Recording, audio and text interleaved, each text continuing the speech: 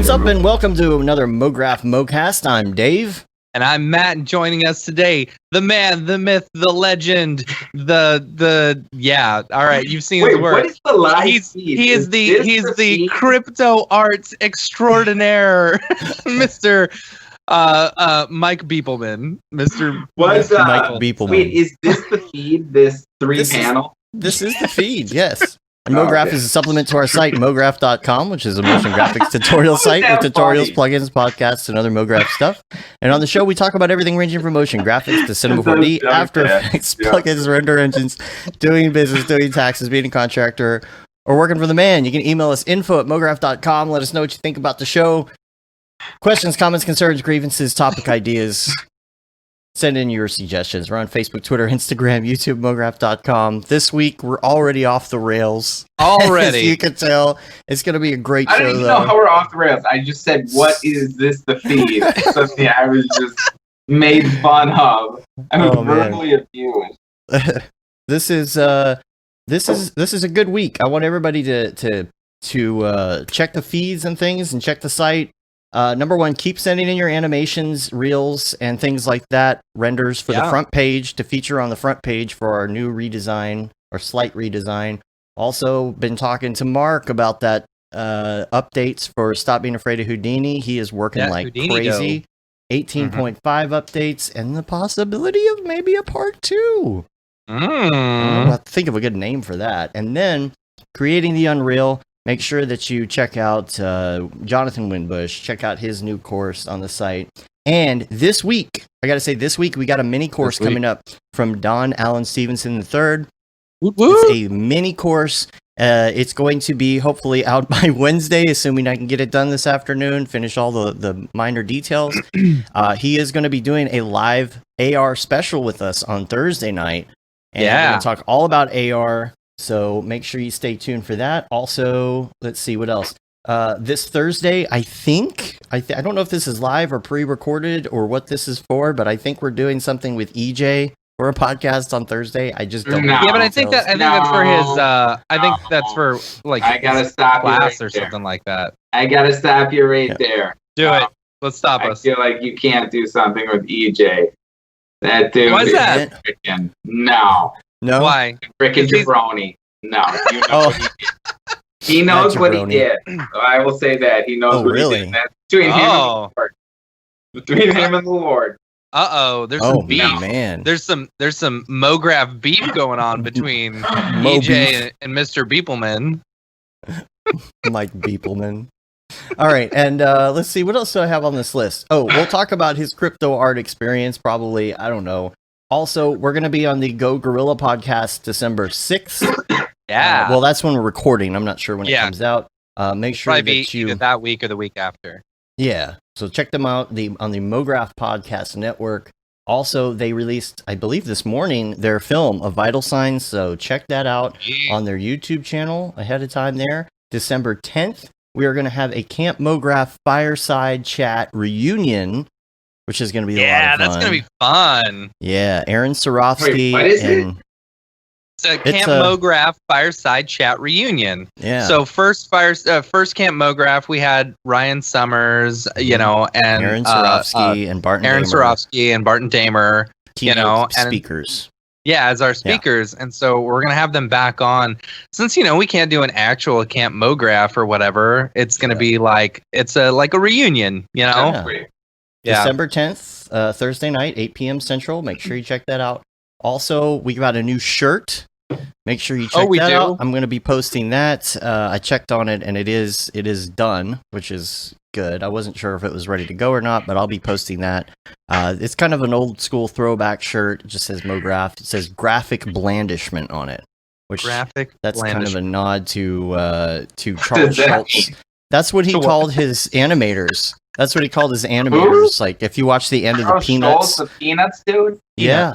Look at the credits of all the Peanuts stuff. He called it all. He call them what? He called the animation, like, graphic blandishment, because he had so many different, like, types of animators and people who painted and did all of that stuff. He's like, what do we call it? His name for it was graphic blandishment. So it says MoGraph.com. Graphic blandishment. It's like an old throwback term. And what else? Wednesday, 3dmotiontour.com. Make sure that you check that out. And then interrupting every 3 seconds. who's going to be on Wednesday? Hard not to. This is Matt, me trying actually super hard. Who's going to be on the show on Wednesday? Great job, actually. Matt, can you look it up? Who's going to be on the show on the I'm pretty sure it's okay. So I know for sure it's EJ, right? Noseman, and I don't Noseman 3dmotionshow.com. I think there's going to be a few people, I think, from Red Giant, and then November 18th. So we start off with Max on News with Paul Babb, and then I'm gonna mess up these names. I'm sorry. Danil and Dimitri.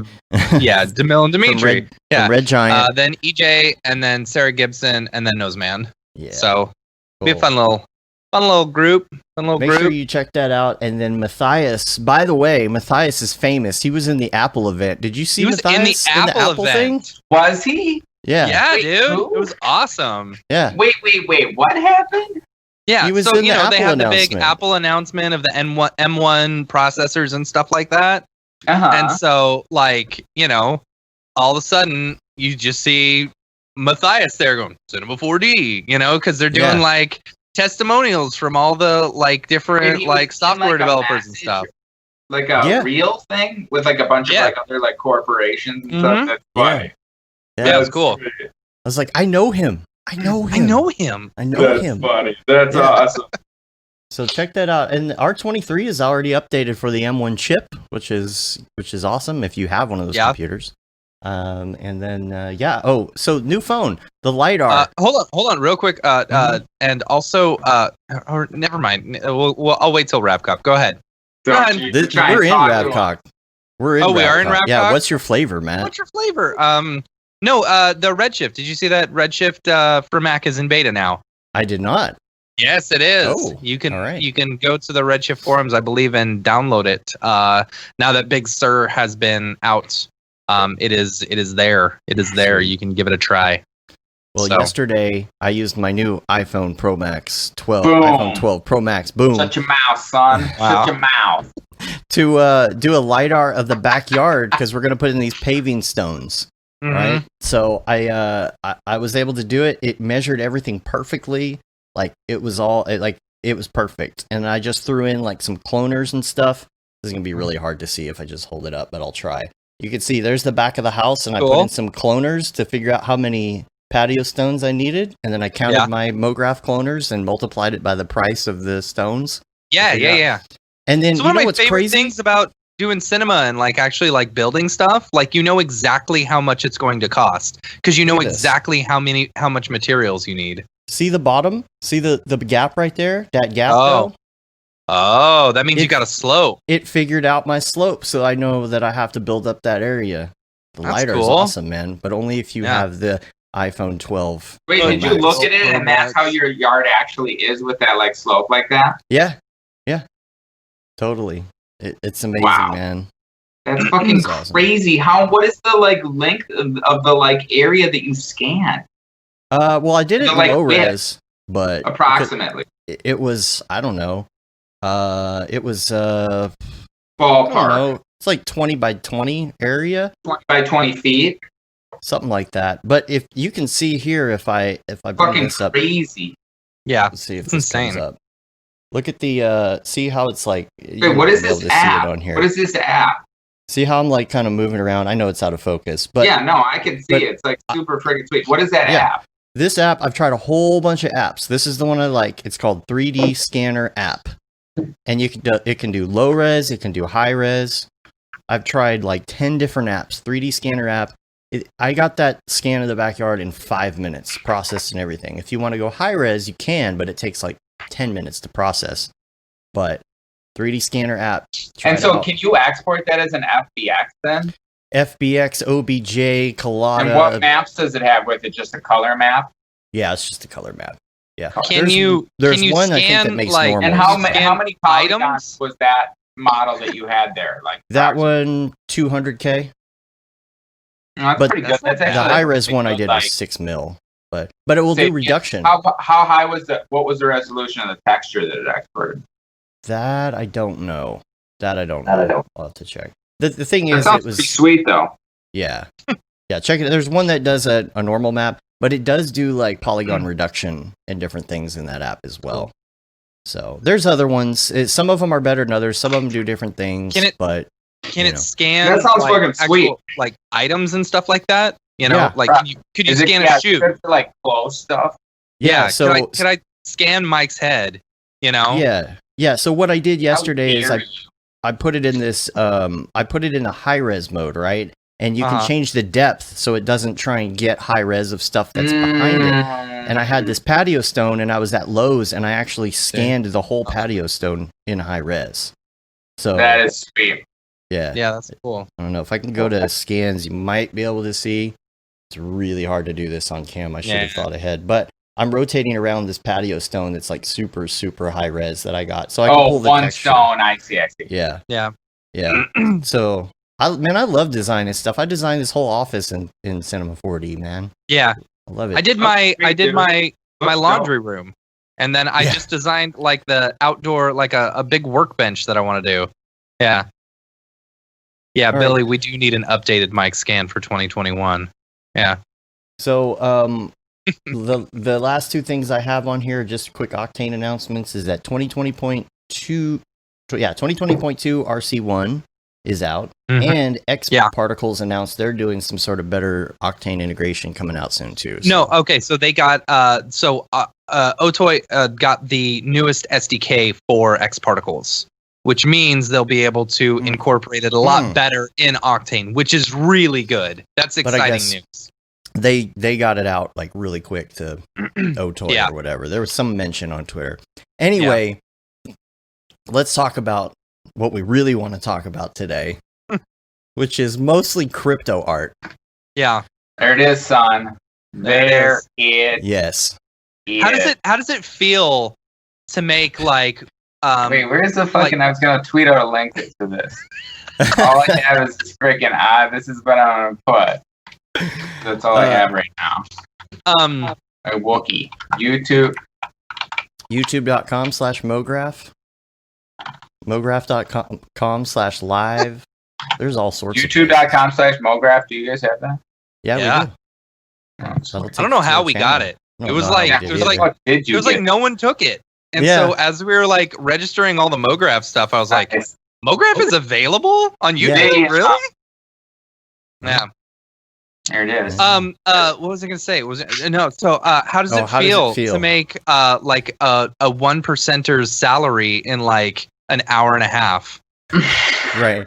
Yearly salary in like. I would not say it was an hour and a half. How quick? It was like a day, 30 right? minutes. Like a day. I mean, technically, it was in exactly like 1 hour of the like auction. That's such a fucking weird space. So just to like kind of start from the beginning, like a bunch of people like bugging me about this, and I knew what Ethereum was. I had like bought some Ethereum like in 2017 and just put it in Coinbase and like never like talk shit, never really thought of it. Saw it go way up. It was like 5 times what I paid for it. And it was like, so I like within 2 months paid 5 times my money, and then way down like after that crashed and like went down to like half my money. I was like, whatever, just a little bit of money. And then the last like couple months ago, somebody's like, oh, look at this NFT thing, I looked and I didn't recognize anybody. And so it was like, oh, it looks kind of cool, but it's not really like, that's in a whole other like, space that it's not my thing. Like they're not going to be interested in like our stuff. So I went on, what is it called? People started contacting me about thing and being like, you should like look at this again.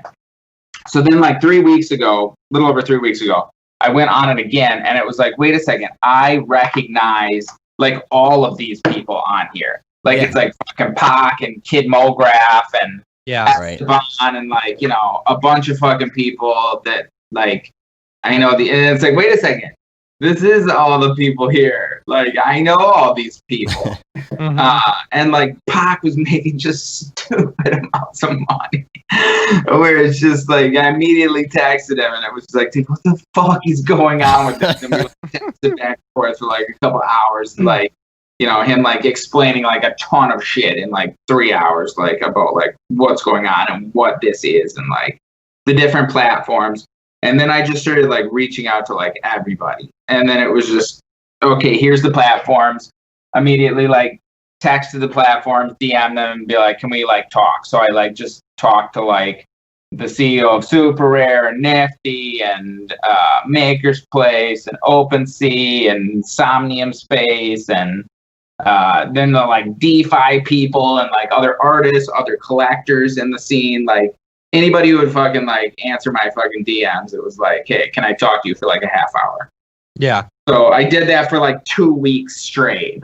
Actually, I barely kind of have not really stopped. This is actually the third day I've fucking podcasted.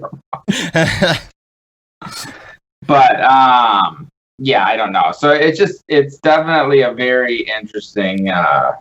Well, explain to me, like on 5, ELI 5. What is crypto art in a nutshell? Is there a good nutshell description of it yet? Yes, definitely. It's just literally all it is a token that is basically like a certificate of authenticity. That's all it is. Yeah, and that's the way I understood it too. Place on that. Yeah. Mm-hmm. The piece is sold for, you know, whatever money. That is what that person valued that token. And looking at it in the scope of like fine art, it's like, do you think this is going to go up or down? And it's kind of like a bet on the person in a way. That it's like, do I think this person's art is going to be worth more in the future? And at this level, it's like a monetary thing to some degree, that it's sort of like there's some level of investment to it, you know, at least in my eyes, that it's sort of like, and I very much look at it like that, like, okay, this person like invested money in me, like what can I do to like and make their investment sort of like grow and like, you know, add value to it. So it's definitely a different mindset, and just so many of the mechanisms are so different than like what I'm used to, what we're used to, where it's just like, okay, here's X amount of money, do this for whatever, do this thing, and then you get the money. And you get half of it in the beginning, and then you get a little more, and then when we say, yes, it's good, versus this is just like me doing whatever the fuck I want. Right. Like definitely the like added like cuckoo like thing of it. But yeah, I mean, I guess it makes sense. You're and what the thing is, it's like when we were talking a few weeks ago, you know, before the which one was it, IBC or something like that, or was it no, it was Max. It was the Max. Oh yeah, when you were first talking about it was before the sale actually happened. We were chatting. The whole group of Maxon people got together and we were just chilling and talking. The way you explained it made a lot of sense, because, you know, my biggest curiosity was all about, you know, like what's going to stop you from just copying that video and giving it to anyone else? It's not so much the video that's worth it, right? You know, you could go and give that video to anyone. It's the token that comes with the certificate of authenticity saying, I specifically bought that from Mr. Beepleman himself. The token is the certificate. Yeah.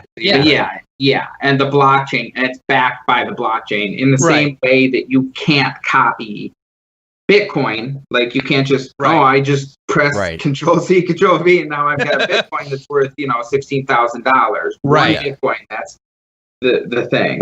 And these things kind of, I think what's tough and what's hard to wrap your head around is like a lot of these things started from like nothing, and like the prices of this art has very much in the last like just couple months, like very much like gone up. So it's, and that's what's attracting other people. Like, I mean, to be quite honest, that's attracting me. It was like, holy shit, they made a lot of fucking money here. So.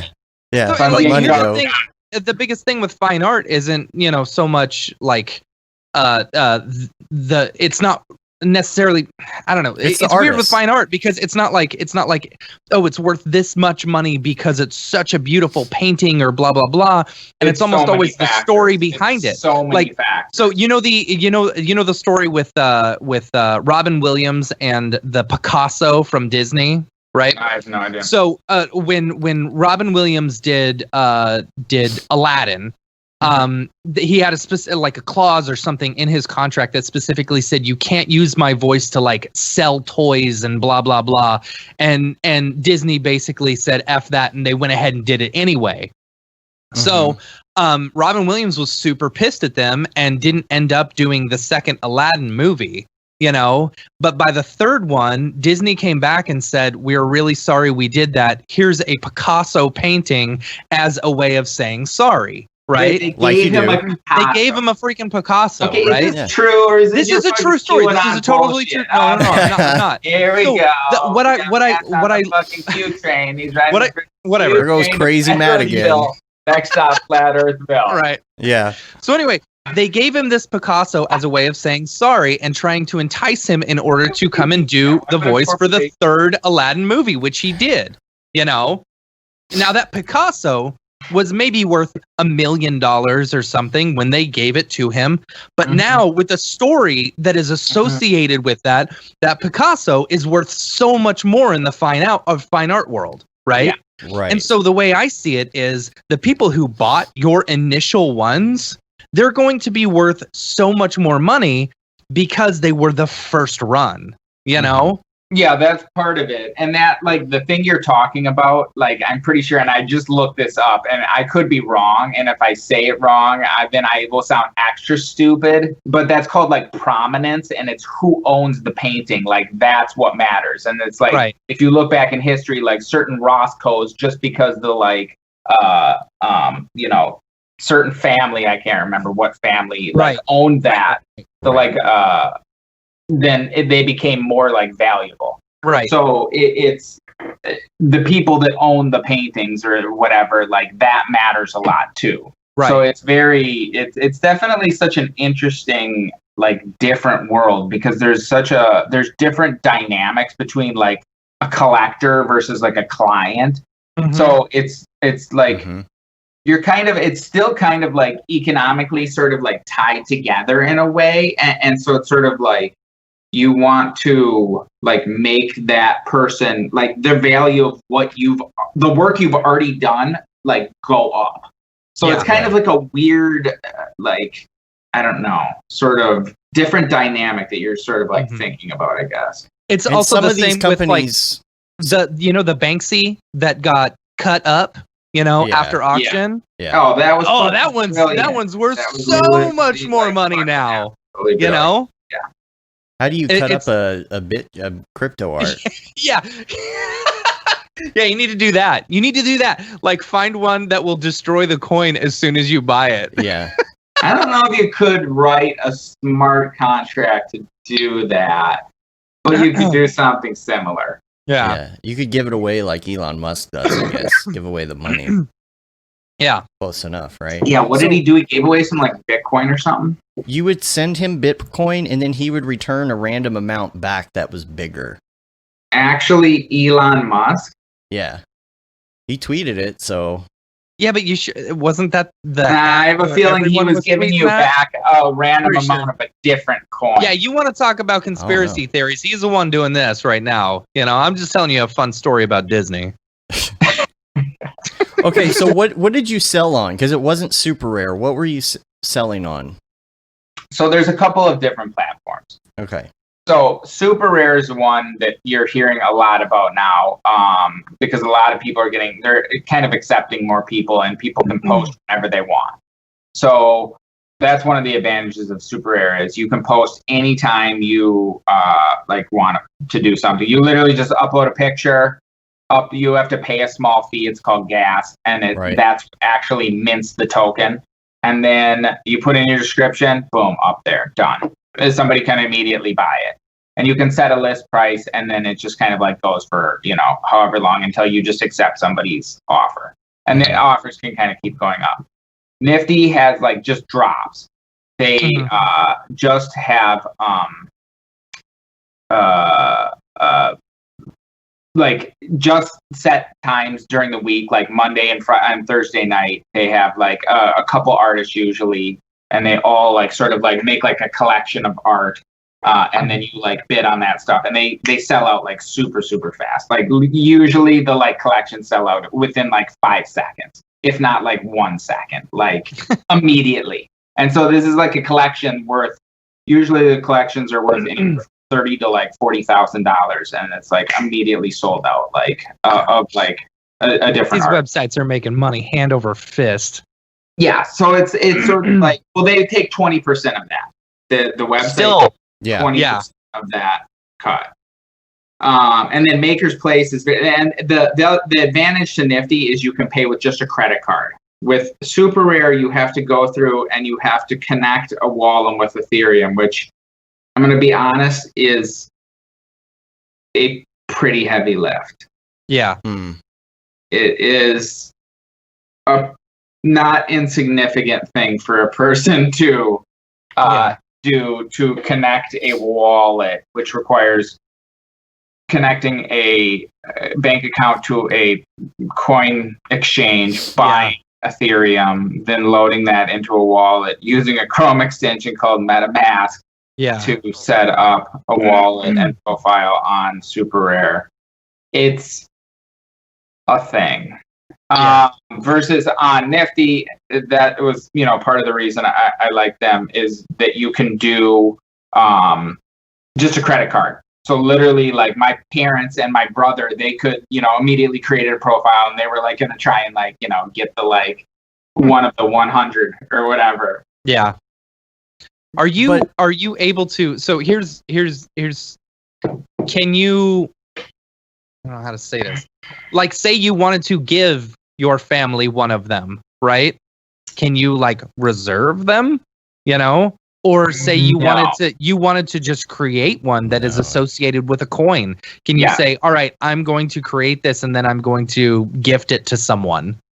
Because that's a big difference between. Yeah, I could create it in a number of places. I could create it through Nifty. I could have with Nifty, they like do it for you. You just give them the artwork and they like create the like coins for you. With the ones I did, we walked through it together, and like it was minted with my like wallet, so it's like all minted under my specific wallet. But they kind of do it slightly different in the way that they mint tokens. But yeah, otherwise, like on Super Rare or whatever, you can like immediately mint something, and then it's a sort of like a token that's in your wallet, and so you can go on like other places and gift it, and like it's definitely you can gift it on these platforms. You can take it off the platform. It's kind of like a little bit more. And then that's where you get into like OpenSea is kind of like a, almost like a directory of all of these, but also a platform that you could sell on as well. Yeah. Maker's Place is the other one that's more popular. And it's kind of like a mix between Super Rare and Nifty, in that they have drops, but then you can also release whenever you want. And they take credit card, so they have that advantage as well. But yeah, and then there's known origin, and then there's the fucking like. These are also very kind of like closely tied with these metaverses as well, right? That are digital land and all that space, and like crypto voxels and Decentraland. Like these are all like different sort of worlds. Kind of like, Roblox or like Minecraft type worlds. Second Life, Second Life, those type worlds. But everything in them costs like real money. So it has like that same permanence of like, I own this land and this land is in a good spot on the map. So like that's prime real estate. If this builds out, like if this becomes like, if one of these things becomes the next Roblox, which they could, then that land could be like insanely expensive in the future. That definitely could happen.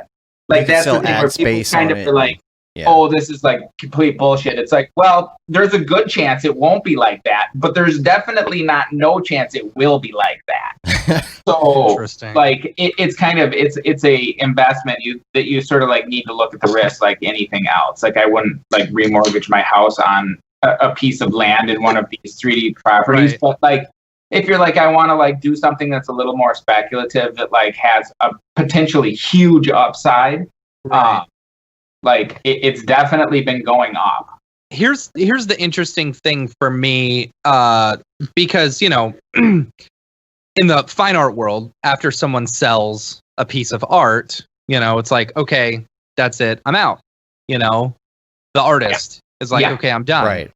But with this, you're still making a commission off of every sale, you know, as long as they're keeping it within the same space, correct? Yes, that is exactly correct. As long as they keep it on the same platform, then you will retain whatever ownership was specified in the smart contract. Usually the smart contracts, unless noted, default to 10%. So that you would get a 10% commission on any secondary sales on that platform, sort of like in perpetuity. Have you have people already been selling the ones that they've purchased? I mean, that's what people did immediately. So the way I had the drop set up for the first thing that I did on Nifty, there was 3 different pieces. One was like a bull pooping with like a flag on it. One was like with the election, where it would change with the election. It like the final piece will change based on, you know, now that Biden won or whatever. Except you know, but those Dominion machines. Now I don't want to get into the whole thing. But those fucking Dominion machines owned by the radical left, and I will tell you that much. I will tell you. You know what? AOC, it was Fauci, Hunter Biden. And seriously. Trump had the election stolen from him, but it was the most secure election ever under him as well. Giuliani. Okay. Right. So there's going to be an announcement about it later at the at the Hilton Anatole landscaping. Right. Wait, what the fuck are you talking about? I didn't remember. Oh yeah. One of them was based on the election, and the other one was just like kind of like this like golden bowl thing. And so those two were just like an auction, the like election thing. But then the other thing I did was I did the like flag bowl one was an edition of 100 for $1. And so everybody buying it it's a limited edition and it's $1. So the people, and so the same 10% thing applied. So people immediately, and they were like, oh, that's going to sell out immediately. And when they said immediately, I thought they meant like 5 minutes. And so my parents and my brother were we're all on the phone, 3-way call, and it's like, it's counting down on the site, and it like, you know, auction starts in, you know, 5, 4, 3, and it's like counting down. They're both were sitting right there. Boom, hit refresh. I'm beside immediately crashes. Wow. Wouldn't refresh at all. Totally fucked up. Neither of them got it. They instantly like fucking sold out, whatever. It was just like, oh my God. But somebody got it, and you even sent me a message. You're like, dude, somebody flipped this for. No, so now these 100 people have it. And so people they can immediately through the same site sell it to whoever they want. They can either set a reserve price or somebody can just make them an offer. And the other thing is they're numbered. So they're numbered 1 through 100. So somebody is 1 of 100. Yes, that's the thing. That's a very key piece of this. They're numbered. So somebody has the 1 of 100. And somebody has the 100, and somebody has the 69. Nice.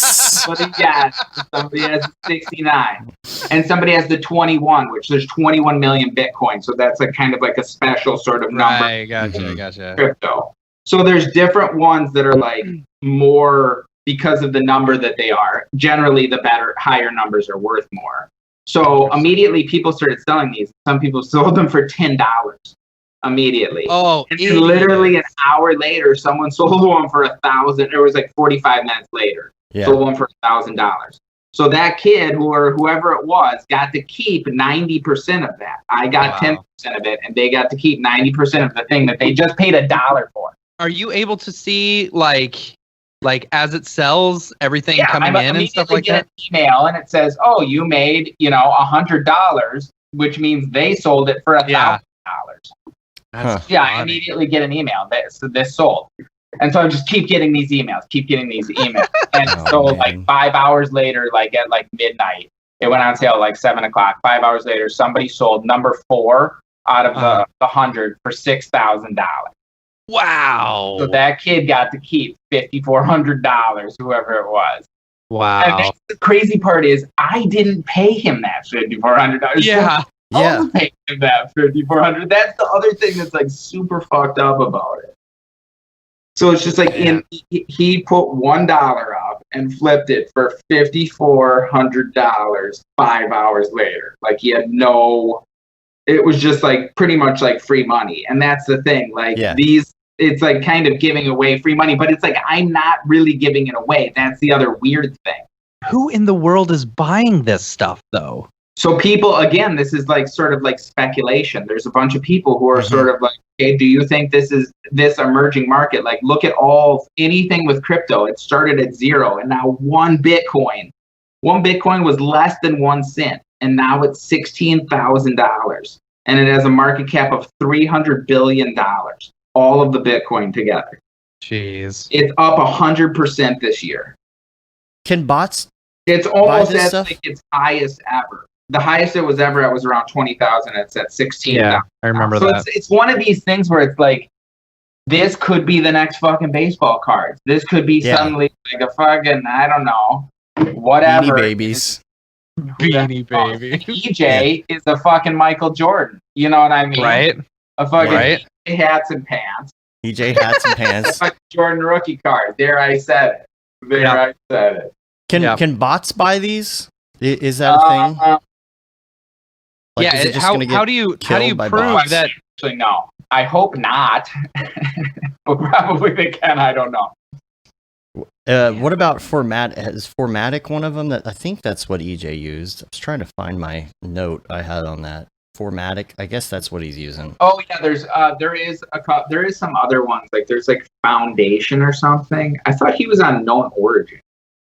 I think he has Known Origin. I'll have to check. Okay, so riddle me this. I've been looking at some of these, and actually, by the way, there's show notes. I'm gonna have show notes with some links to like some other podcasts and things that talk about crypto art as well. Monday Meeting did a show. I have done a million lately. Yeah, so I'll put yours in the show notes and everything else. What was I gonna hit on there? And I almost lost it. NFT, blah blah blah. Oh, I'm gonna run to the restroom real quick. Fine, you go. Sorry, go ahead. The Winklevoss twins are involved with one of them. Which one is that? Yeah, the Winklevoss twins are definitely involved with one of them. Yeah, the Winklevi. They're involved with Nifty. Okay, all right. So Winklevoss and Winkleman. Yeah. I feel like there's something you know that you're not telling me, but we'll see. Yeah. The next drop is with Nifty. It's December 11th. All right. Save your money, son. All right. Well, I've got links to things like non-fungible tokens and all that stuff. Make sure you check that out in the show notes. What crap in the game? Let's do it. I don't know how to do it. How do you make your own? I feel like you would be really interested in like the DeFi stuff. Have you read anything about that? No. What's that? Tell me more. Read about that, like DeFi stuff. It's different. It's kind of like different ways of setting up, almost like little gambling games. They're very like there's little rules that involve like liquidity and sort of like yield farming and like different things to sort of like incentivize people to do things and sort of like give them their money for certain amounts of time. There's like staking and things like that. So it's like DeFi is sort of a blanket term for these different sort of like rules and sort of constructs that are built on Ethereum, like with these smart contracts. That like, if you do this, you'll get this. And if you buy this or give this much money, then you'll get this. And you could make a lot of money if this happens, or if people like suddenly like are interested in this, then these things can like shoot up like hundreds of percentages, like very, very fast. So it's sort of like, it's just very, very volatile, like sort of like investing, kind of almost like day trading in a way. I feel like there's some sort of money laundering that could be going on in some of these as well. Not with the art, but with crypto tokens. I think it's just more speculative than most people are used to. And there is a lot of, like, to be honest, there's a lot of scammy shit where it's just like, okay, like there is some absolute scammy shit where it's kind of like, don't just open your browser and start crypto, hooking up, you know, your like wallet, whatever. Giving your And that's the thing I like with this Nifty site is it's like that part is all kind of like, you don't need to fuck with any of that shit. You give them a credit card, you buy this thing, you own this thing on this site, like that's it. And I think as these things, you know, for them to become more popular for like the average person, the whole like crypto side, like that needs to be like shielded, and like that's what people are trying to do. So it's not like, it's like you don't know how a fucking credit card works. Nobody thinks about it or gives a fuck. It like comes out of your bank account, works, whatever. I don't know. Who cares? Yeah. PayPal, Venmo, you don't know how the fuck they work. You don't give a shit. Like that's what it's gonna need to come to like for people, for them to like just feel comfortable with it and it be more of like a popular thing. Like you know. I think it needs to be more easily accessible. Yeah. Just right. Accessible and like not fucking weird and like complicated. Like it just needs to be just simple. So here's something I was just thinking about. It's like with you doing this, like you could, it's not just like, oh yeah, I can make a ton of money or whatever, but it's also, it could be very helpful for like other things. Like say for example, say like your cousin comes to you and says, oh, I'm broke, I need some money, right? And you're like, all right, I'm going to create this piece of crypto art. I'm going to make a coin with it. I'm going to gift it to you for $1. You turn around and you sell it. Investment, but yes. Well, that's what I'm saying. It's like, you know, give them the money. Or you can sell. Yeah, but or like, for example, it's like, okay, I want to do like a charitable auction. So I'm going to auction off one of mine. Yeah, you know, all the money that I make off of this is going to charity. Then that's a tax write-off for you as well. People have done that. Yeah, people have done that. Okay, what about charity stuff? It's definitely like there's a ton of different, and the thing that's to me is fun about it is there's a ton of different ways to kind of like slice this stuff. And it's almost like you sort of like there's different ways to kind of like create the like rules, and then you kind of just sort of like roll the dice in terms of like, oh well, what's going to happen from this? I don't know what's going to happen. Like I thought those 1 of 100, I thought that would sell. First off, you have 5 minutes to get it, and then I thought they would sell for like $100 maybe, like at most. Yeah. And so it was just like there's like a lot of like randomness to it. So I think that to me makes it like also kind of like a fun sort of like, you know, exciting sort of way to like work. Yeah, totally. Do you think it'll get watered down like if just everybody jumps on board?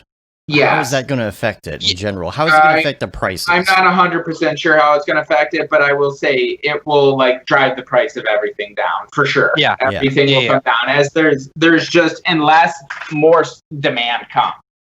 Yeah. But there's still going to be those. Look at this and think like, I want to be like a part of this. I want to like, you know, invest in this, and I see value in this, and I think it could be something like in the future. If more people come and decide that that's what it is.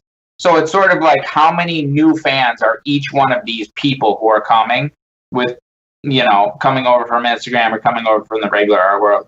Are they bringing enough new people into the space to like kind of like justify it? If they're not, then it will just like, it's more supply and not more demand, and then it'll just kind of like it will drive the prices on everything down. You're still going to have the outliers.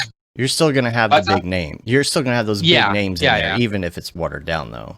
It will everybody will go down sort of like proportionally, I believe. If it's sort of like, if there's way more stuff, everybody will kind of like, proportional. And I think it will be one of these things where there's so many options for so many different like unique things you can do in this space. I think the people who are just sort of like, grabbing existing work and putting it into the space without any sort of like added value or added sort of like thought. I think that will, because it's such a low bar, everybody can do that very quickly. Yeah. I think that stuff will like, there will be a lot of that in the market very quickly. I think so. I think people who are doing different, I think it will in the end be sort of like the other platforms that are more mature now, where people who are doing interesting sort of like forward thinking things in this space will be more popular, and the people who are like not doing that, then they won't be more popular. Just like any other like ArtStation, Twitter, Instagram, Facebook, whatever. Parler, I know you guys like Parler. Oh yeah, my favorite. You fucking you goddamn mega fucking hat wearing. Yeah, turn it around, Matt. Turn it around. Let's see what the other side of that hat says. Yeah. Fucking pick your feelings. Yeah, I'll bet it is. Make Cinema 4D great again. Yeah. Yeah. You goddamn mega hat, son of a bitch. Cinema 4D was always great though. What about? So here's what's interesting. Like we were just talking about, like saturation in the market and stuff like that, and it's like, what are you doing?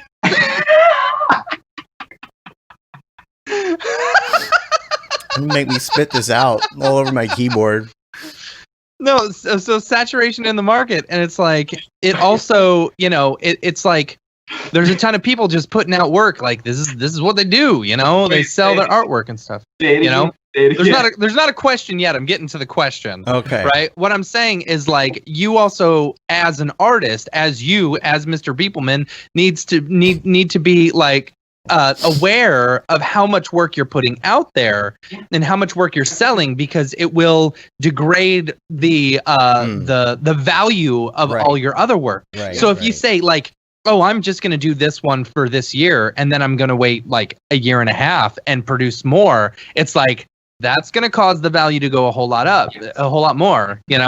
100%. And that's to me, what's very interesting about it, because you need to be very sort of like specific and like thoughtful about how you're releasing things. Yeah. Because as soon as you start releasing too much, like then it's sort of like it drives the value of everything down.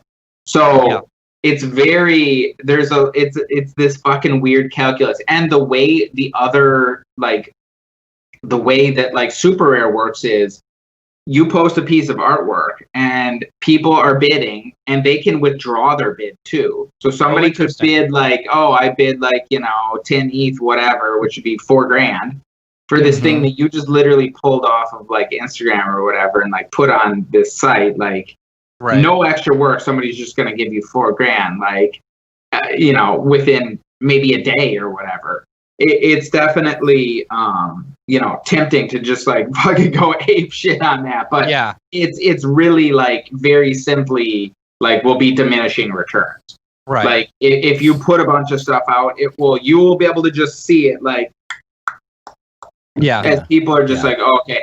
And it matters the time too. It matters like how quickly you're doing this. If you just like, they realize like, oh, you're just going to like mint something every like freaking day, then it's sort of like, okay, well, I can see, 3 weeks out, you might have minted 30 of these. The fact that I have this one that's now one of, 30 that you're just minting something every single day. Right. And it's just a variation of the same thing. Yeah. You know what I mean? Yeah. Some of the quality of some of the things, it just looks like people are just throwing geometry in a scene and saying, it's literally nothing to do with quality. That's the thing. Like that's what's interesting about this too. Like literally, like there's an element of this, or a big piece of it, which has literally nothing to do with quality. Like the quality is whatever. It's completely subjective. But it's sort of like literally just the monetary amount of work you put out. Yeah.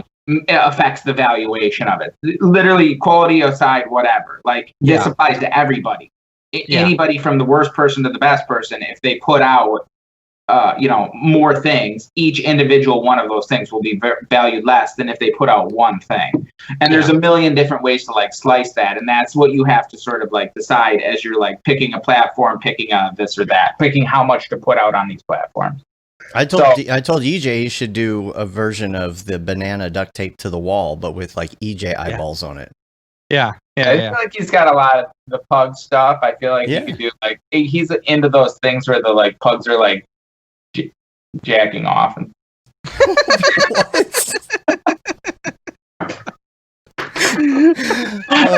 I like your hesitation. Like, should I say that? Should I say this? Yes, I should definitely say this. There is no bleep button. Oh my gosh. That's EJ. That's their boy EJ for you. What's up, buddy? Oh my gosh. Okay. Tell us about the ones. Did you sell 3 of them for $66,666? No, it's 2 of them. 2 of them. Okay. So there's 2 of the 2 auction pieces. Have you already moved all that money into your bank account? That's my next question. Put it into dollar bills. Hold on. Yeah, that'll be the next question. But yeah, tell us about that sale. So this. Sorry, go ahead. The 2 auction pieces. So it's a 24-hour auction, and they do. I mean, that's the other thing. You can set these auctions for however long you want. So there's so many different ways to like slice this. That to me is what makes it like super interesting and fun, because all those things affected in like different ways. So yeah, it was a 24-hour auction, and like and in the end, if there's like the bid has to stand for like 5 minutes. So if somebody comes in with a new bid, then it resets the timer to 5 minutes. So it kept getting like reset over the course of like 45 minutes, and both of them ended up going for $66,000 each, and to the same guy. Yeah, so this guy is a guy who's starting like a museum, or has started this museum of crypto art in like this Somnium space, and he's like buying a bunch of pieces and like trying to like, I'm gonna try and be the like Museum of Modern Art of like crypto art. Yeah. So I had like talked to him before this, and like I knew him, and I like talked to him that day, and like kind of like he was sort of like, we had like a talk, like, okay, this is kind of like potentially going to be a lot of money, not knowing how much it would be, and just kind of like, okay, like let's sort of like like just seeing our vision for this like space and like future and stuff like that. So yeah, it was definitely like such an interesting sort of like crazy back and forth, and then it'd be down to like 45 seconds, another one would come in like 4 seconds more. It's like keeps going. It's like wow. So wait, it's up for 24 hours, you said? No, 5. So it's up for 24 hours. But then all the real bidding just happens at the end. Like it's sad. Oh, gotcha. 10,000 for like almost the entire time, and then the last like 5 minutes. Then it went from 10,000. Okay, so it has to once the 24 hour. It's not once the 24 hours is up. It's that it has to stay for 5 minutes. It has to stay for 5 minutes after the 24 hours. So it kept getting extended as interesting. Like, it was going back and forth, and like so we're like sitting there watching it, hitting refresh, and it's like. I was talking about the like the museum type thing. This was something that I brought up as well. I was talking to all of them about this. Do they have permission to then? So say I bought a piece of artwork from you, the crypto coin or whatever. You will on and I. Yeah. And I, wanted to. What'd you say? You will on December. No, Grayscale Gorilla in the chat already said that they're going to do it. So. No, just gift one to me. Okay, I don't have something. So anyway, so say I buy one, right? I buy one, and then I like a museum comes to me and says, we want to show off this artwork that you have, or I'm a museum curator or something. Mm-hmm. Do they have permission to show it? And stuff like that. Yeah, and are they able? Because you're the person who owns it. So you could be so like, they are then like, or the file's kind of like out there. So for example, like say I own a shop and you do like one piece of art, you know, and you sell it 1 out of 1. That person buys it for $100,000. Yeah. Puts it on display in their place and say like you created this like, you know, whatever, this aura around it where no one gets to see it, right? You just buy it. So this person buys it for $100,000 and then they charge people money in order to come and see it in real life. Yes, you could. See, I don't know that you could do that. Why not?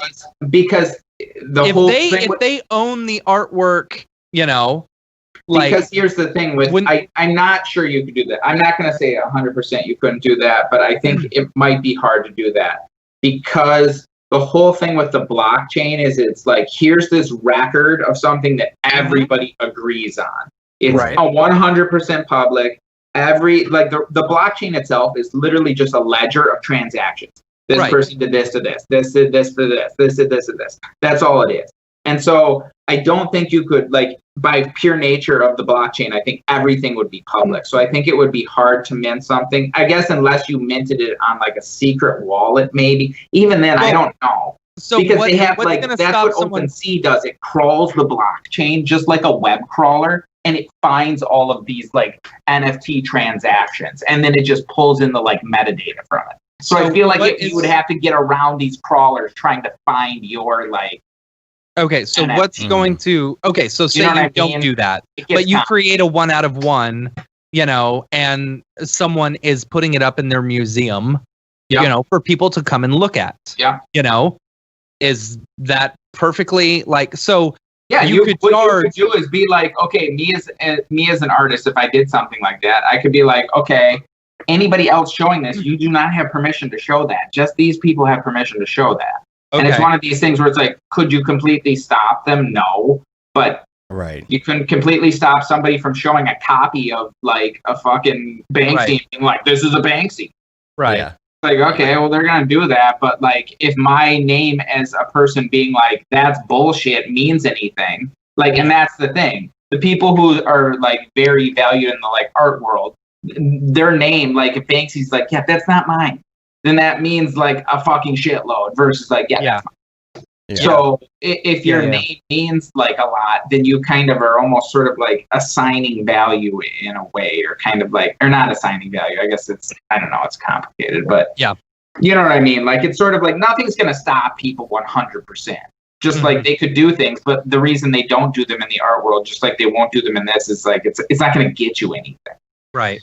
You know what I mean? Like, you can lie about this thing, but unless you can promote that lie, then the person who you're lying about has more promotion. That's why it's like people like, you know. So what's going to be worth more one day? This crypto art that you sold, or that personal drawing over one of your, you know, prints that you made and gave to me and signed it personally?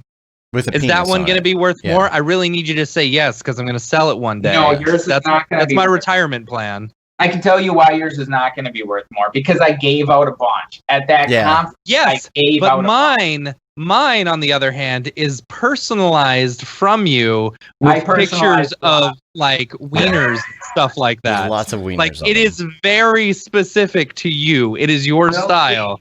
We'll see, dude. Here's the thing: put it up. Put it up for sale, dude. I don't care. Yeah, that's a good idea, dude. man. All right. You to put it up for sale. Put it up for sale. I would be amazed. Will you give me a certificate of authenticity? I actually will absolutely give you. Okay. All right. I will absolutely print you out a certificate of authenticity.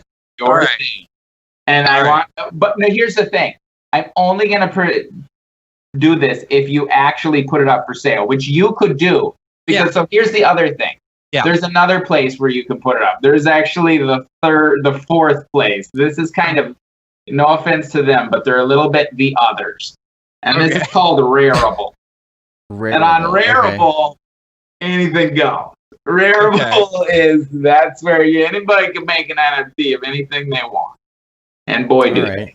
Boy, does they. So you could definitely put it on Rarible.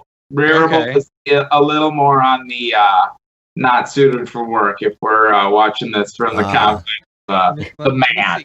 If we're sitting in the man's living room. Yeah, don't go to your don't open that up in your web browser. He's trying to open it up. Not bad, but it's just like anybody can post anything. So he could definitely just like immediately sort of make a thing with it. You're like, trying to tell me that this here with drawn genitals on there, and it says "weird alien double dick" in your handwriting, and on the back it's signed. Dude, yeah. That's gonna be worth something there. I'm telling you. When I saw him drawing this, I was like, I'm gonna take this one. Of authenticity. I will make you a certificate. But this is it right here, right? This conversation. This is a good certificate of authenticity. Saying you drew that. See, that's the thing. So here's the thing. You could make this part of the NFT. You could literally take this video and you could make like a 1 minute like fucking explainer video about this like fucking piece of paper. Yeah. And like that could be the NFT. Like explaining, here's this fucking situation that happened. I met this freaking dumbass at this thing and he fucking drew wieners on a fucking Kinko's copy of his fucking oh man. See, this is my new pool fund. I'm gonna buy a pool with my $66,000, $666 that I make off of this actual piece of art. I would be surprised if that went for that, but what if you took a picture of it? I will definitely try. I would love to see you get it. Yeah. Now, what about the money? Rarible though. Wait, no. I want to make clear. I'm only going to do this if you promise you're going to put it on Rarible. You can't put it on any of the other ones. They will. Okay, yeah, because of the wiener. Well, it's a wiener, and it's that's more of a Rarible thing. Rarible is just kind of like, or like OpenSea. You could do it on OpenSea too. Do it on OpenSea. Okay.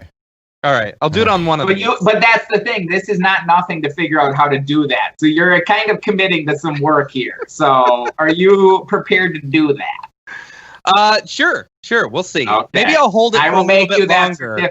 I'll hold it for a little bit longer. So now that we've had the podcast, everyone knows that it's out there. It is out there. No, you're not. Okay, Matt, you got to do a tutorial about how to go through the process. Okay. That's a good idea. That's a great idea. Okay. You're going to have it within 2 weeks. Freaking done. Good.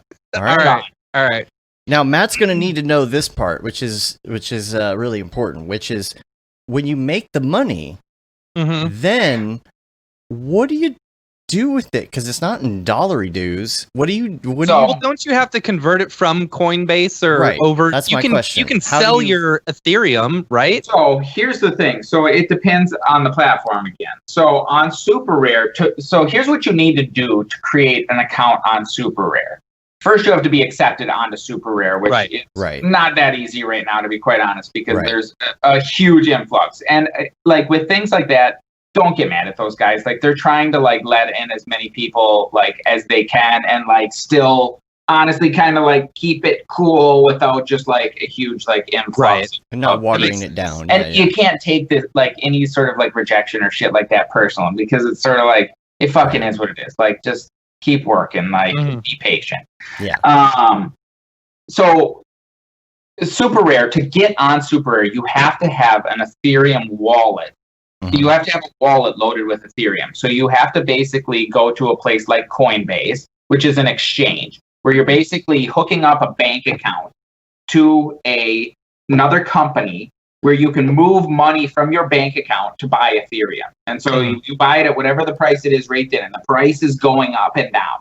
And so right now the price of Ethereum is about, last I checked, $450, something like that, $460. So for one Ethereum, it's $460 US, and you can buy as much as you want, change as much money. So then all of the things on like SuperRare are in Ethereum. So you say I bid 5 Ethereum. So 5 Ethereum is 5 times $460. And that's what the like piece will go for. Like everything is done dealing in Ethereum. But on like Nifty, it's all just cash. You just put in your credit card. You don't have to buy Ethereum. You don't have to hook up any of that shit. Literally just put in your credit card And then when you're done, you're just like, mail me a fucking check for whatever. If you want to just cash out your like thing, or you could just hook up a bank account. Like say you suddenly made like, you know, $20,000 or something. You can just hook up a bank account, $4 just cash. Yeah. So there's no crypto to it at all. Like I'm just literally paid in cash, and everybody who interacted with the site was just interacting with their credit card, 100% cash, no crypto at all. So the only thing is the token itself is crypto, but it's just a thing on the site. And it's sort of like if you wanted to take it off the site, which you could, but unless you really understand crypto and have a very specific reason to do that, there's really no reason to like take it off of this site. Yeah. Because on this site, you can just immediately sell it. You could give it to somebody. Like you can do, you know, whatever you would want to do with this thing. So that obviously, I just opened up my Coinbase account on my phone. I didn't realize my money's doubled. There you go. Nice. All right. Yep. I got $162 in Bitcoin. There it is.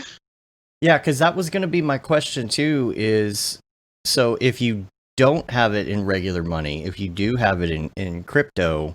Yep. Then you just do the opposite thing of how you got it in is how you get it out. So like, okay, say you're on Super Rare.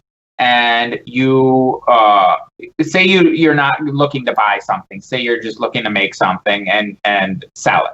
And so you get accepted to Super Rare. You go on their site and say you want to mint something, and you can do this whenever you want. And you just click mint, and you point to an image, and you'll already have had your like wallet set up, which is again, there's some work there.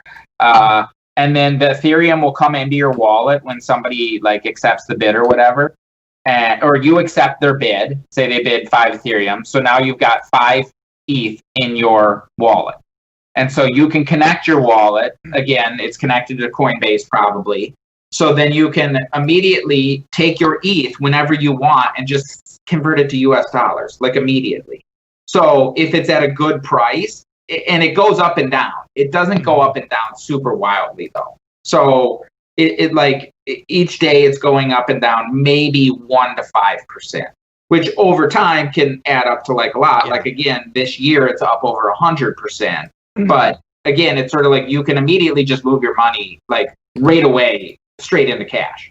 Yeah. And it's like it's free too, because that's did you do that or did you keep it? Did you keep it in there or did you immediately move his it over wasn't to cash? yours wasn't in that. Mine was immediately in cash. Mine's in like $6. Okay. You just owe me money because mine was on Nifty.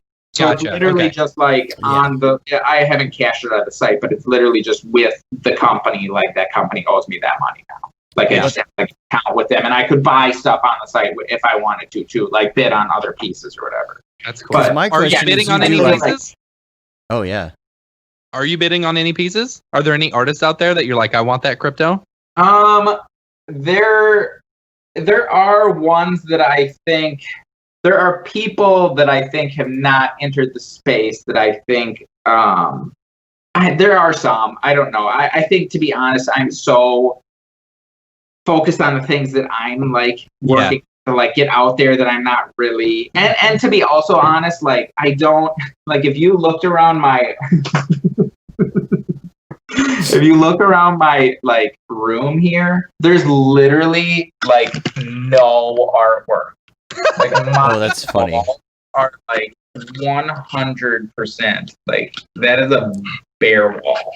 We do have and like behind me right here, there's like a giant wall that's 100% bare. Like I just don't. That's just not my like. I just don't have like a collecting sort of like mindset. Yeah, I do. So it's not. I do. I think it's like.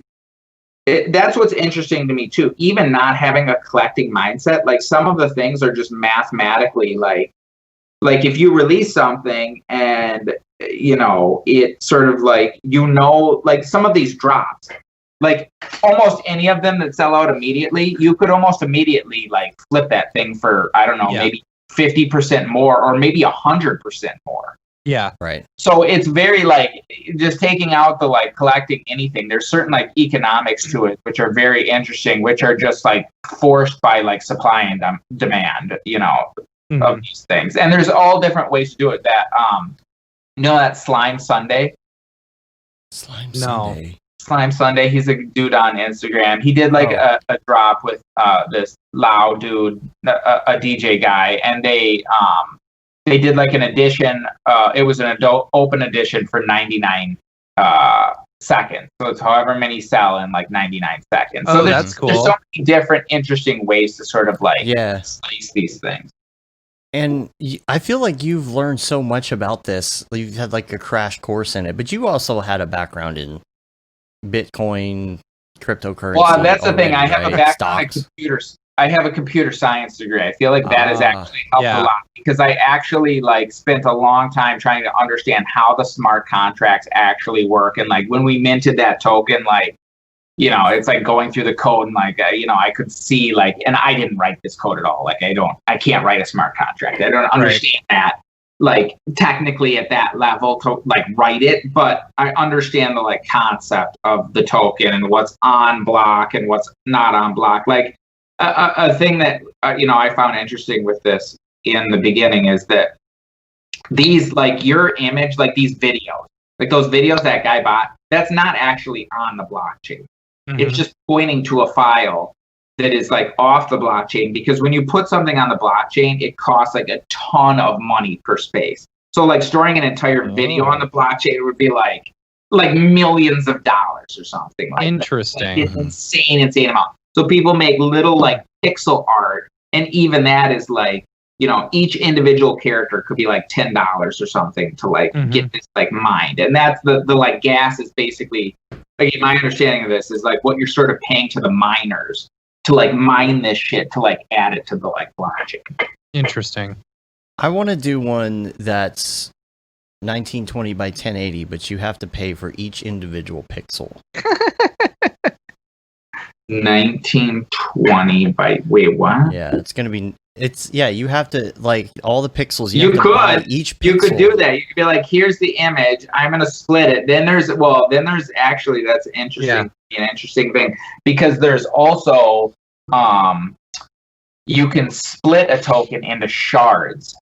So you can actually, you sharded your token? I think I took one of those. Yeah. Insert joke. There it is. Yeah. There it is. Yeah. Okay. You got these fucking ring a goddamn bell. No, you can break a fucking token and shard the token, and then like you could split it into, and like there's crazy dynamics around that too. Because I was talking to some people, and they're saying somebody took a like $600 token that somebody had just paid $600 for, sharded it, and immediately sold those shards, sharded it, like split it into like 1,000 shards, and immediately sold all those shards. And when they sold all the shards, it was worth like $10,000. Yeah, but like, like people just pay more. Wait. So and the shards are numbered too. Oh my gosh. Actually, okay, I shouldn't say. So this is that. I think the shards are numbered. I'm not actually 100% positive. So that makes it even more confusing when you're associating that with an actual like tangible whatever, like a video or something. Because if you're cutting up that specific, think of it like the Mona Lisa. Like if you could fractionally own like 5% of the Mona Lisa. Like, think if you could invest in the Mona Lisa. Like, forget what the thing is. Right. Yeah. Think about something more valuable than like a fucking. Okay. So you're saying. Okay. I get it. Okay. So as the coin, the coin when you first buy it, that's saying I own 100% of this. Then you shart that out. Token, but yeah. Yeah, then you shart that out, and you can shart it into like 10 pieces. But then you're saying you own 10% of this coin or 10% of this video. If you bought, so you and can then split it into they can shart that out as well. And then it's like, okay, you own 1% of 10% of whatever. What? Okay. What? Okay, say that again. No. I mean, it makes sense, right? I mean, you're talking about it like in a tangible sense with like the Mona Lisa or whatever. So say one person buys the Mona Lisa, right? Yeah. And then a company comes along who is equal parts 25. There's 4 people who own this company, and the company buys the Mona Lisa, which means technically the 4 people who own that company now own 25% each of the Mona Lisa. That's like sharding out a coin, right? Okay. Kind of. Yeah. It's similar. Yeah. It's basically like a token. You can just split it into different like pieces. Yeah. So there's ownership of one thing. So if that token represented the Mona Lisa, then yeah, that's exactly what it is. Okay. It's just taking and like owning. So you could say that makes more sense than saying, you know, oh, I only own this part of the video or something like that. You know what I'm saying? Anything. It's basically no. Don't think about it like think of it completely like as something that could be anything. You could own. It's just like a sort of like an accounting thing. It's not physically a piece of the piece. It's just I own 1/100th or 1,000th of this token of this JPEG. So if you're looking at it as a collector, where it's like, okay, so this was split up. Okay, so say for example, right? You know, you've got like coin collectors who want to collect an entire series of certain coins, right? Yeah. So now you've bought a crypto, you've bought one shard of a crypto, you know, of a coin or whatever. That one, you son of a bitch. You go straight to hell. No. Say it was like it was sharded into 50% and 50%, and you bought one of those 50%, right? Yeah. But then that person who bought the other 50% sharded it into like I don't know that I'm not sure they'd be able to do that. I'm not sure they can do that. You don't think so? Okay. I don't know. It depends on how the smart contract is written. I don't. Okay. I'm not sure. Maybe. I'm just saying, like, if it was written that specific way, then you've got other collectors. That one collector who owns the 50%, who wants to own 100%. They now have to go to every single person, every single little shard. You know, that's possible. Then I don't know. Yeah, it's possible. Like I would say it's probably not impossible. Like weird shit like that is possible because you could become a shard collector. That's the crazy thing about Ethereum and this stuff is it's whatever you program. It's like if those are the rules you want to program, then you fucking write the smart contract that way, and that's what it is. And that's how these crazy DeFi things, there's crazy like meme coin things that literally like within months have shot up in value, and like the value of all the coins together is like $5 million.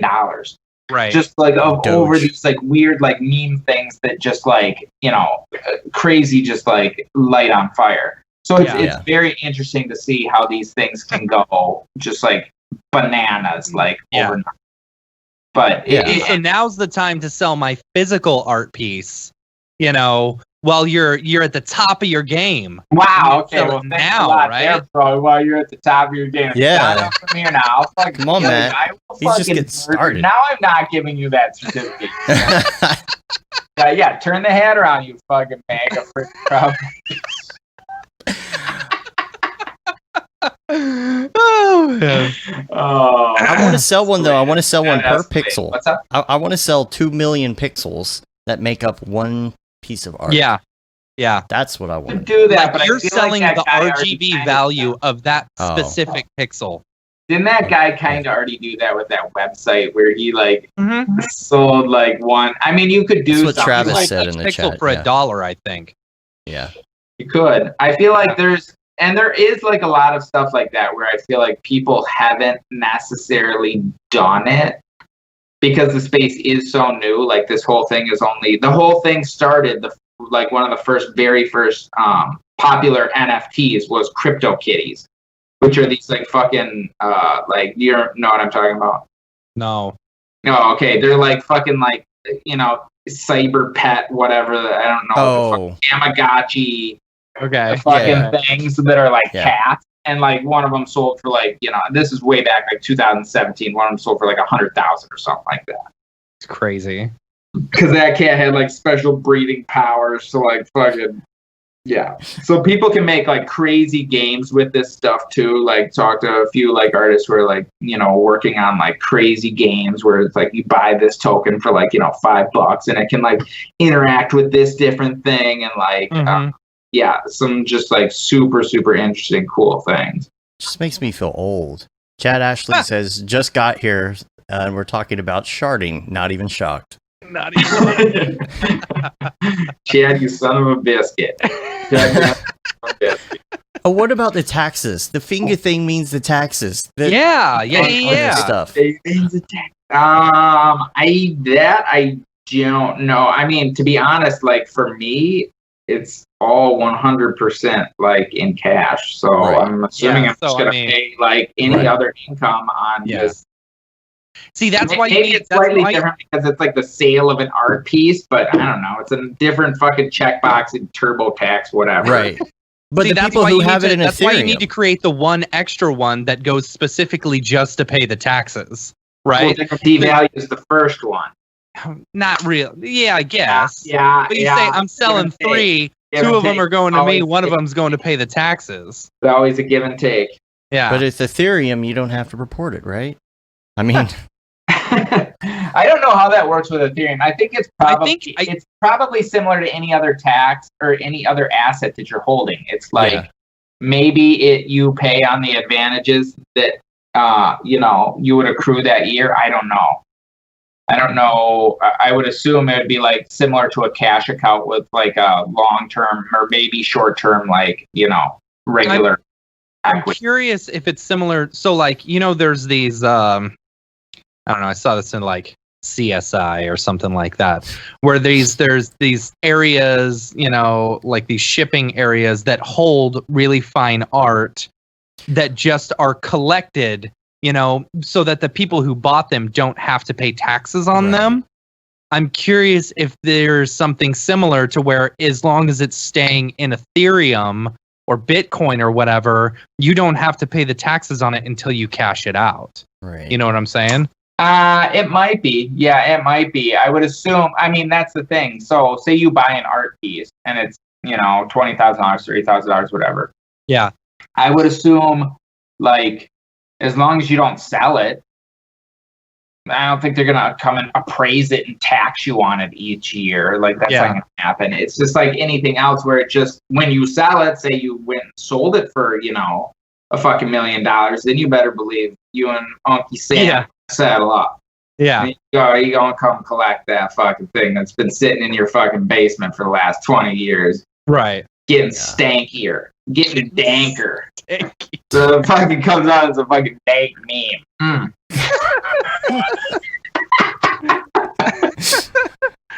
Go ahead. Is there any other crypto stuff? Because I got a couple questions about other things besides crypto I wanted to ask you about real quick. Any other crypto stuff to cover? So, no, I think we are. All right. I wanted to ask you about you've been on at least a few times at this point. We've talked dailies to death, so I don't want to get too far into that. There's the politics and all of that stuff, which we love to talk or whatever. But I really want to talk about something serious for a second, which is the Shrek death band. Oh gosh, this was so cool.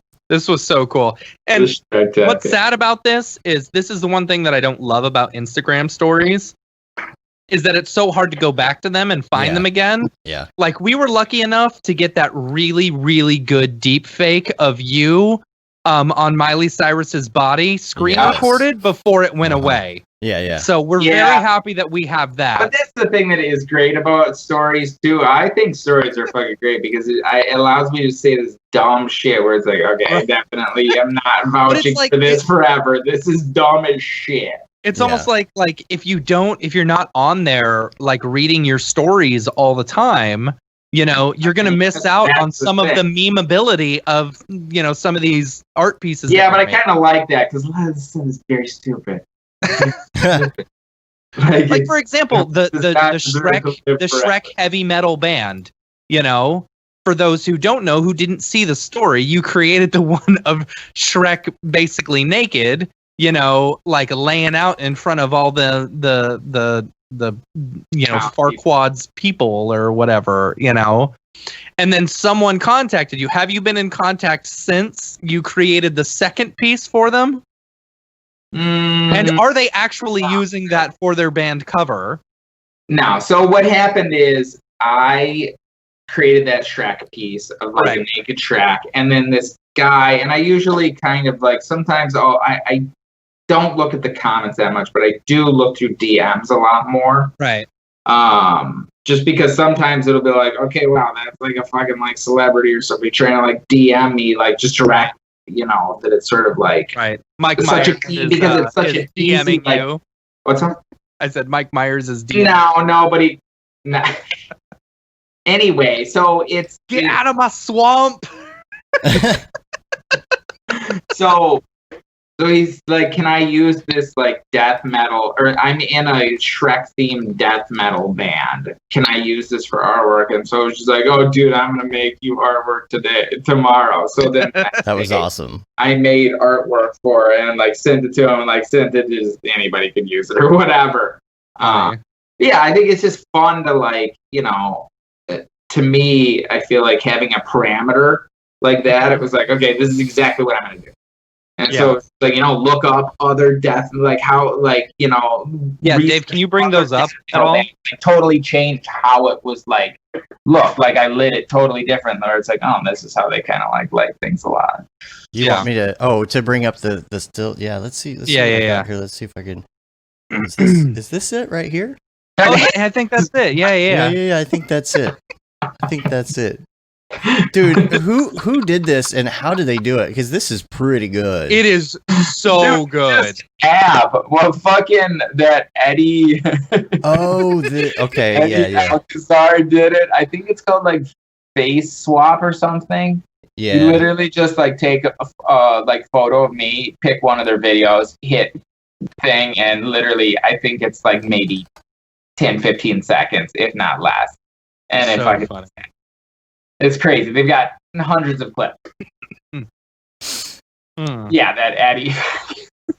Oh man. Yeah, I'll see if I can bring up that one. When was that? When did you do that one? It was just like a week or two ago, right? Or a couple weeks ago. What? The Shrek one. Oh yeah, it was a couple weeks, maybe like. Was it Swamp Ass?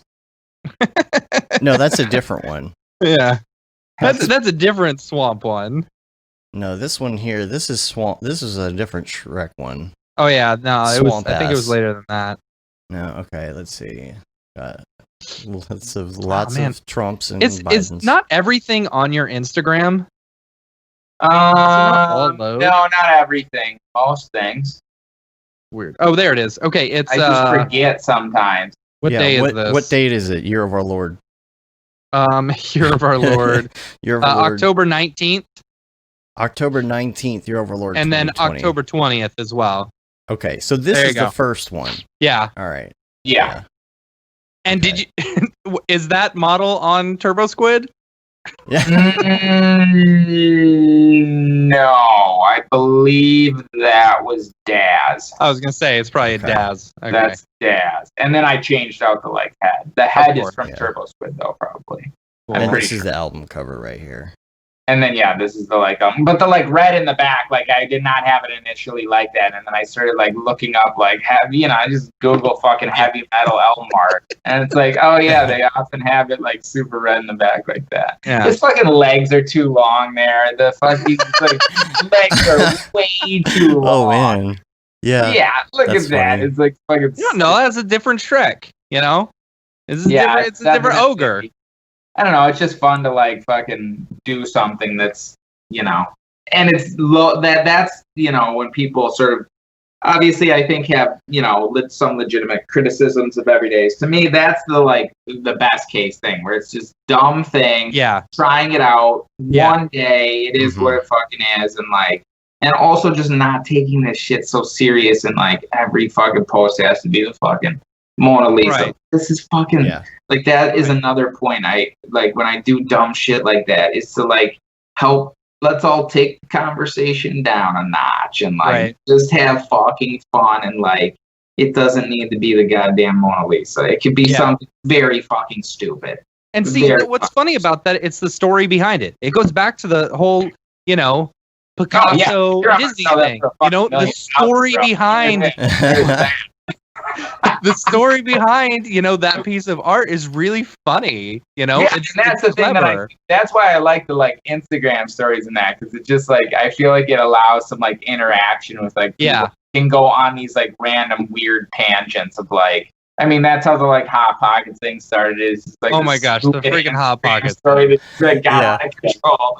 Is there a like a Hot Pockets or like a David Brodeur face that you have hidden somewhere that no one has noticed? Oh yeah. Or that you're like noticed. Like I'm pretty sure last night the fucking thing had a Hot Pockets logo. Yeah, it does. The picture from like literally last night is a Hot Pockets logo on it.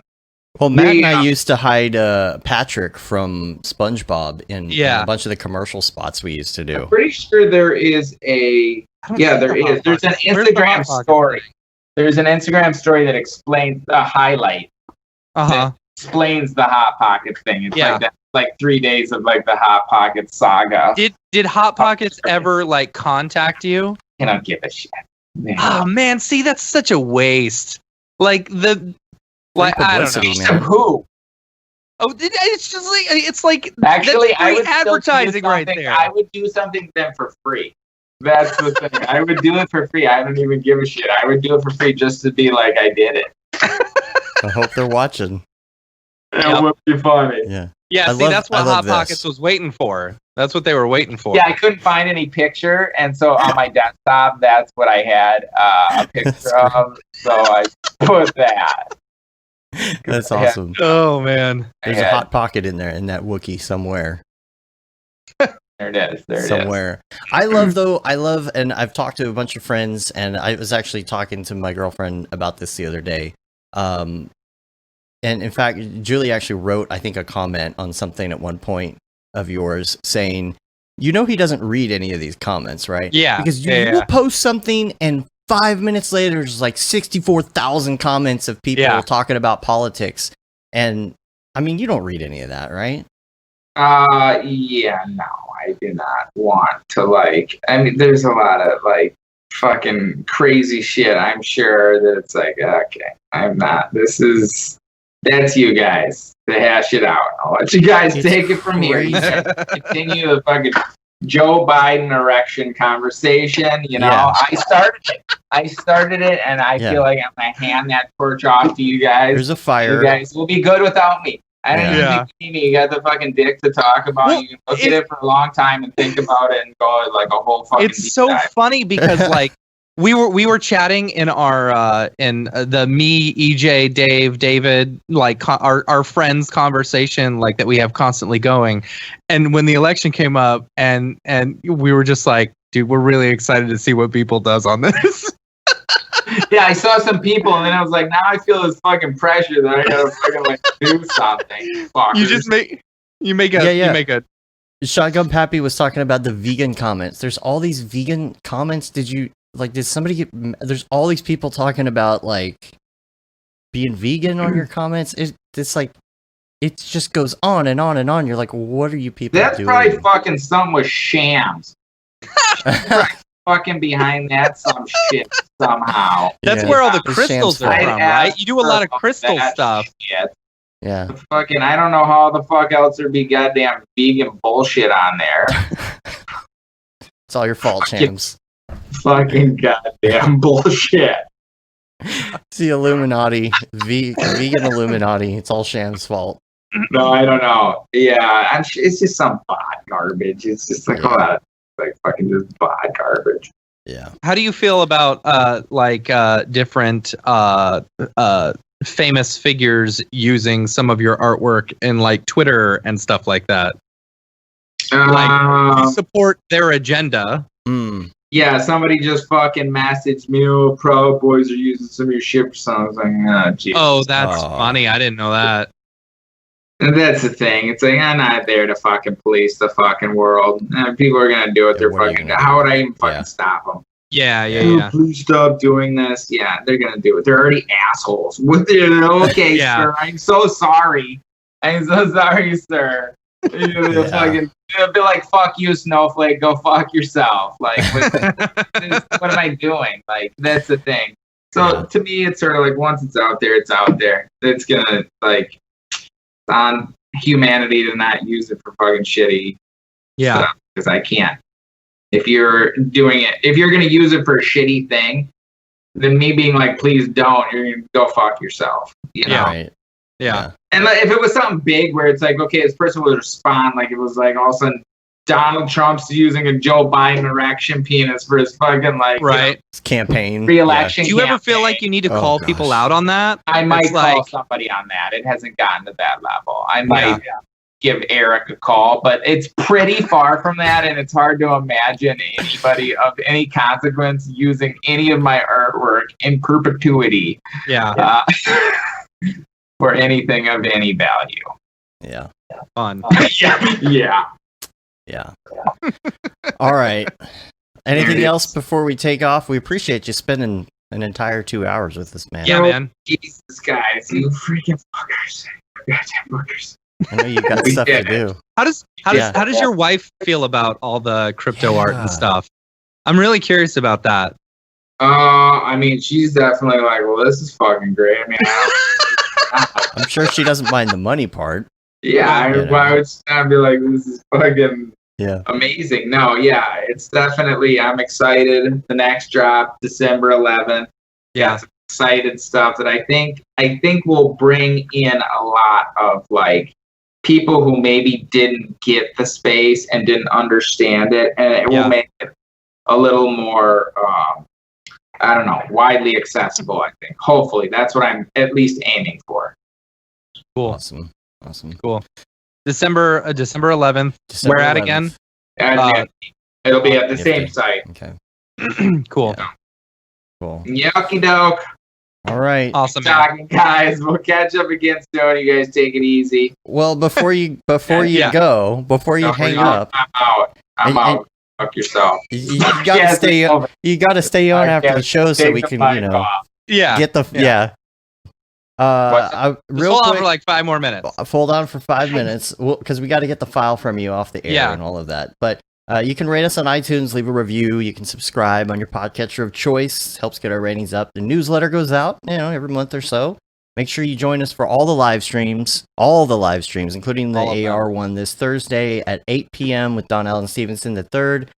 You can say you've been there, done that. Got the t-shirt with the MoGraph logo tee, the Paul Babb Feel the Bab 2020 shirt. All the profits from that go to Doctors Without Borders. Did you up that to $1,000 No, I yet, forgot, Dave? but it will be $1,000. Man.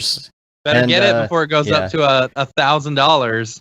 Render Things t-shirt, hoodie, and long sleeve tee. The That Render is Fire shirt, which you can only wear ironically unless you're shams. Unless you're shams. And the new shirt, Graphic Blandishment. Check that out. That'll be up on the site later this week. We're on Facebook, Twitter, Instagram, YouTube, MoGraph.com. Check us out on all the things. Come say hi. Come join the Slack channel. Yep. And all that. Yeah. So, and I'll let y'all know once I've got my Beeple. You have to do it. Alien double penis thing up for sale. Oh, we're getting that up there. We're getting we're getting it up there. There it is. I'll build myself a pool. Matt's got to get me a good Christmas present now. Yeah. That'd be sweet. Cool. All right.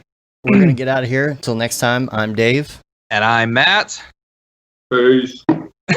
And you're Mike. And you are Beeple. I'm Mike. The Beeple. Mike Beepleman. Mike Beepleman. Yeah. Have a good one. Peace. Later, yo. People, where do you get the people? People, what's up with that guy?